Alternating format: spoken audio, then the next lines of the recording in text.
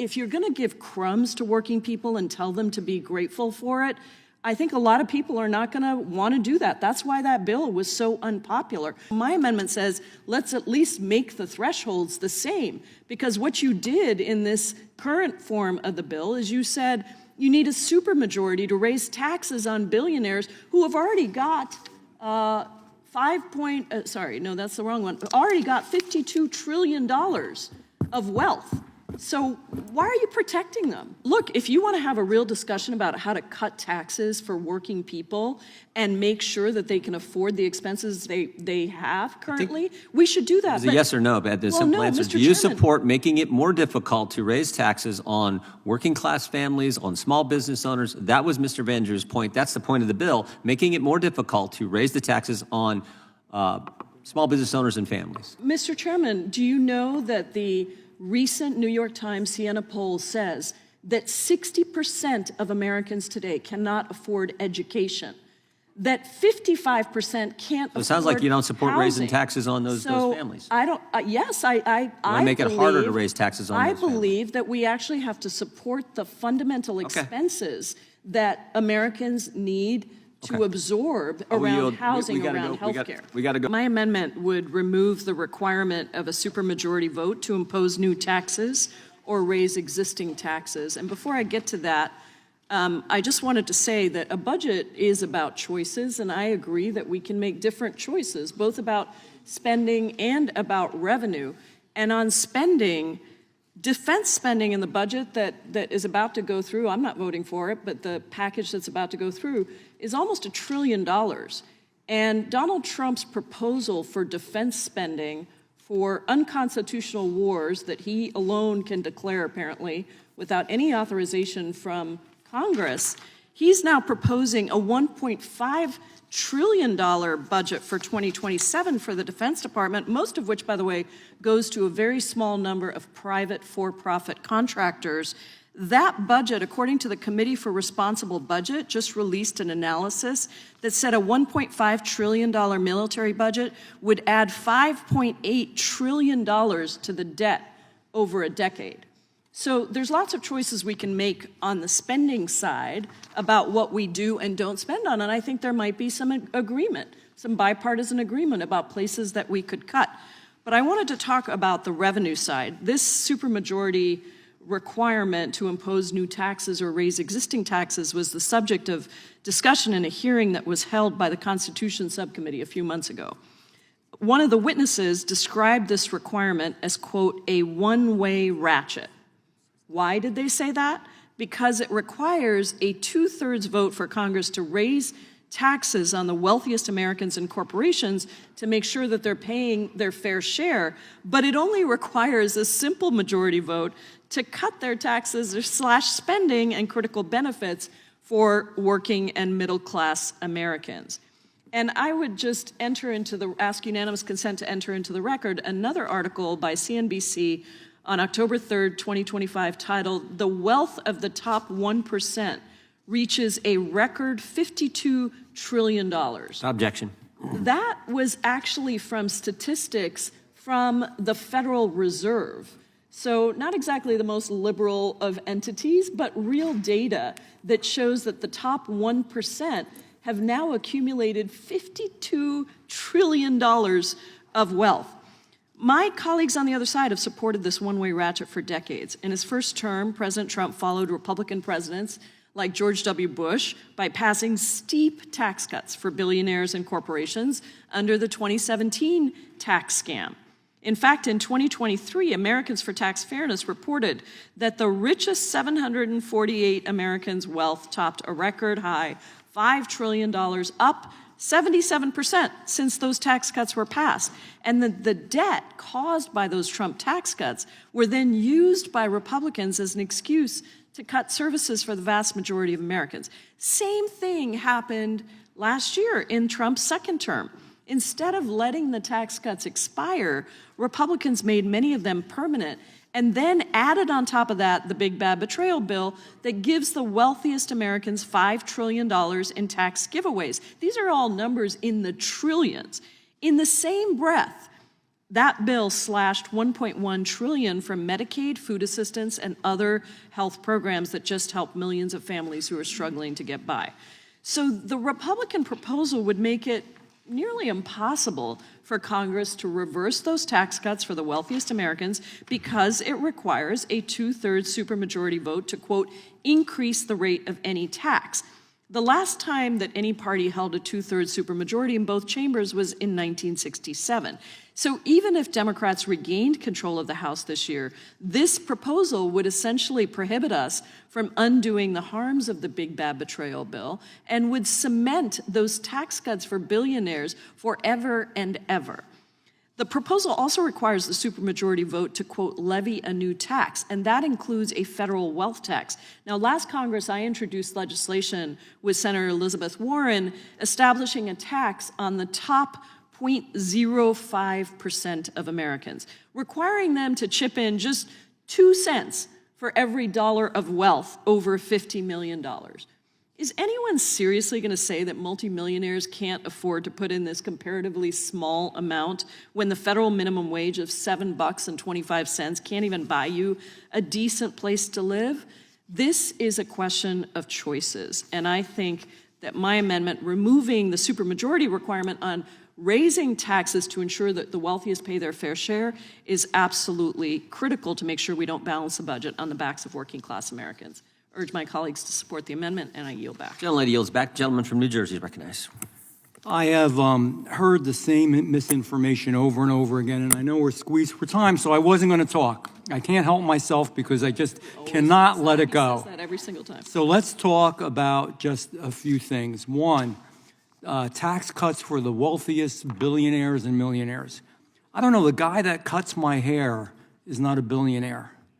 The waitress or waiter when you go into the diner is not a millionaire or a billionaire. The folks that work in the casino industries and work on tips are not millionaires or billionaires. The construction workers that I know that when they work overtime, working their back off, and they have to decide whether it's even worth it because they're not with their family, and now are going to get a tax break, they're not millionaires or billionaires either. By the way, the young family that has just a new child welcomed into this world and is getting a tax cut, the child tax credit, they're not millionaires or billionaires. Or guess what, folks? The people that have to go out and get car loans and now for the first time in many, many years are able to write off the interest that they're paying on the car loan. They're not millionaires and billionaires. Let's stop saying this. I mean, I know there's a certain political wisdom that you say something over and over and over and over again, people will believe it's true. And there may be some truth to that politically, but it's disingenuous. And quite frankly, in this Judiciary Committee, which is a committee that should be full of good information, we just shouldn't do that. It's just not true. It's not right. It doesn't help anything. Second thing, in the big, beautiful bill, we try to make that out. And I have to give it to the other side. Politics, they're good at it. People are confused that it does all these things. Let's talk about the Medicaid just issue for 1 minute. So if you are disabled, you still get Medicaid the way that you always did.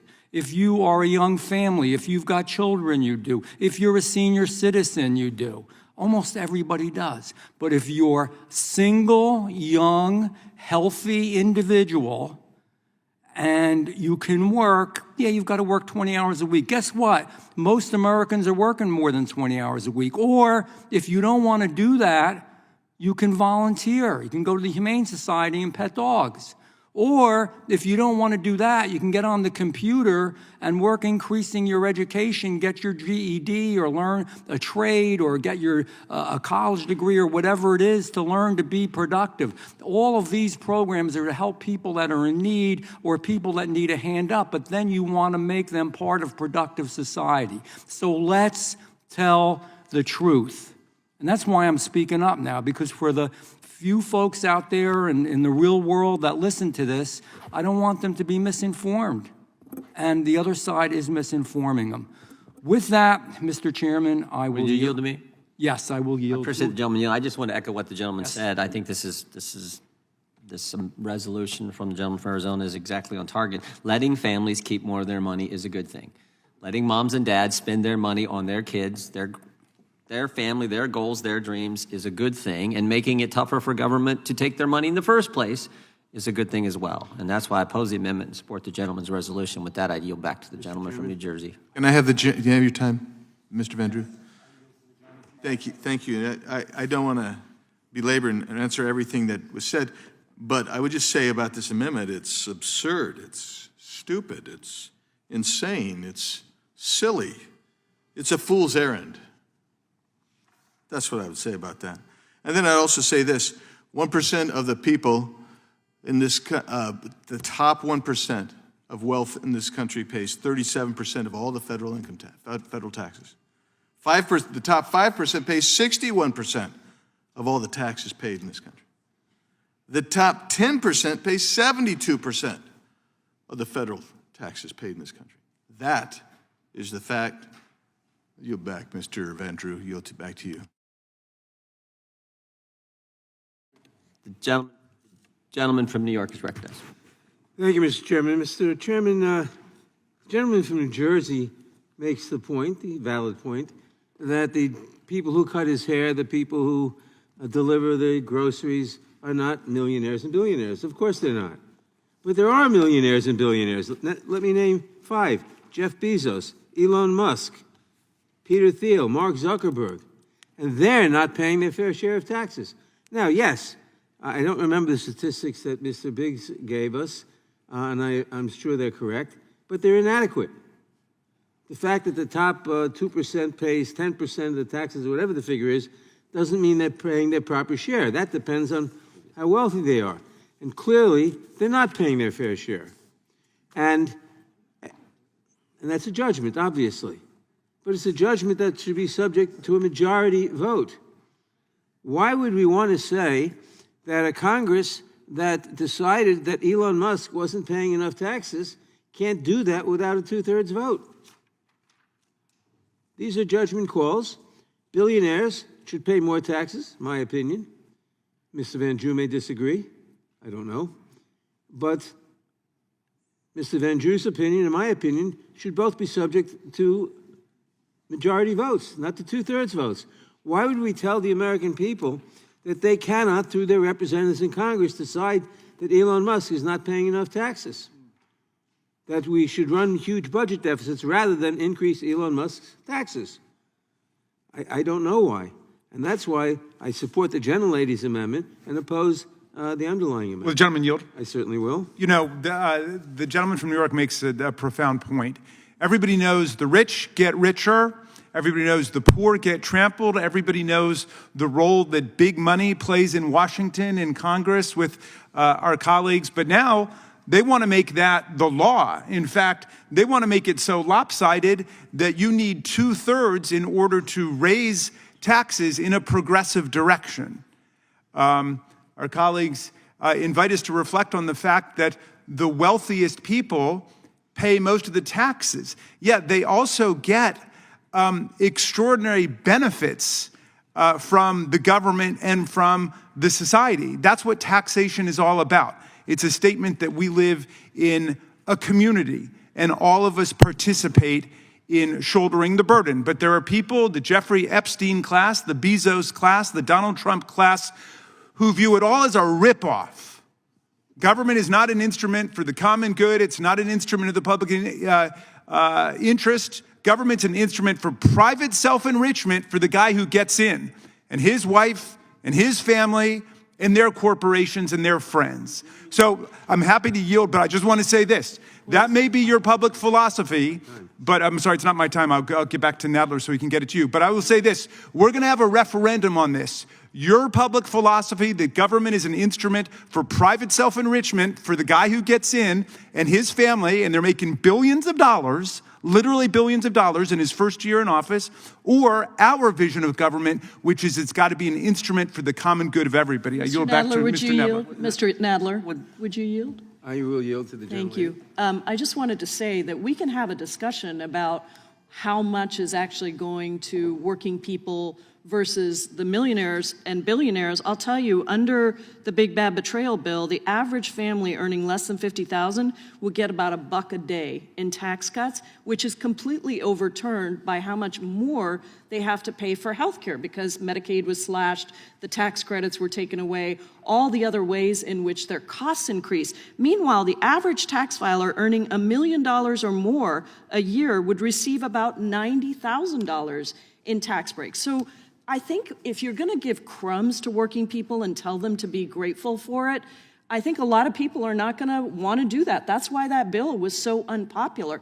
But on top of that, we're saying don't have a different threshold for looking at spending versus revenue. Why cement in a 2/3 threshold for anything that involves tax breaks for the wealthiest and making the wealthiest pay their fair share, but then you're fine with just cutting spending for healthcare or energy assistance or housing or anything else? That doesn't make sense. So my amendment says, let's at least make the thresholds the same, because what you did in this current form of the bill is you said you need a supermajority to raise taxes on billionaires who have already got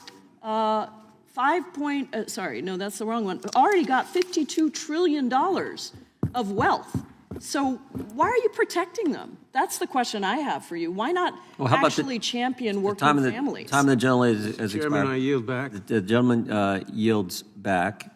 So does the gentlelady and the gentleman, do they support making it tougher to raise taxes on the barber that cuts Mr. Vander's hair? Because that was his point. Well, do you want me to respond to that? Sure.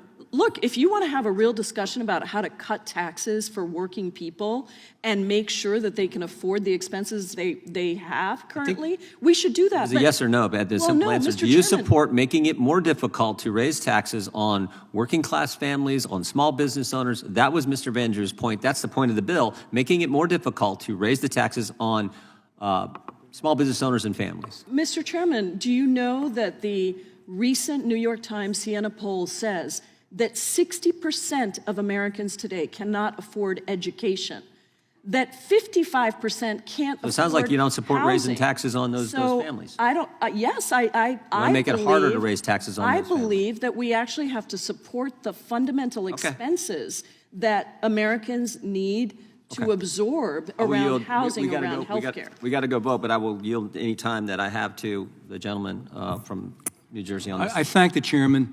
You know, over and over again, I've seen this. I'm a high-tax state, New Jersey. I see it everywhere. There's this discussion of progressive tax, that the rich should pay their fair share. I agree. But you know who gets hit every time? And go out into the street and talk to them? The middle class. We talk so much here, and we should, it's good, about the poor and about the very wealthy, the very poor and the very wealthy. The people that make everything happen in this country to a great degree, who work, the people that build your buildings, build your cars, fix your roads, I can go through the list. They're middle-class, hard-working people. And if you told them, well, with these progressive taxes, we only increase the taxes on the wealthy, we don't want to hurt the middle class, they're not going to buy it, because the middle class gets hit every single time, whether they're middle, upper middle, or lower middle, the working class people. And I've said this before, and I'm going to be outspoken about it. The people at the very bottom are kind of getting helped. Maybe you have some points about the people at the very top, but the people in the middle, our working people who make this country go, are getting screwed every time. With that, I yield back to the chairman.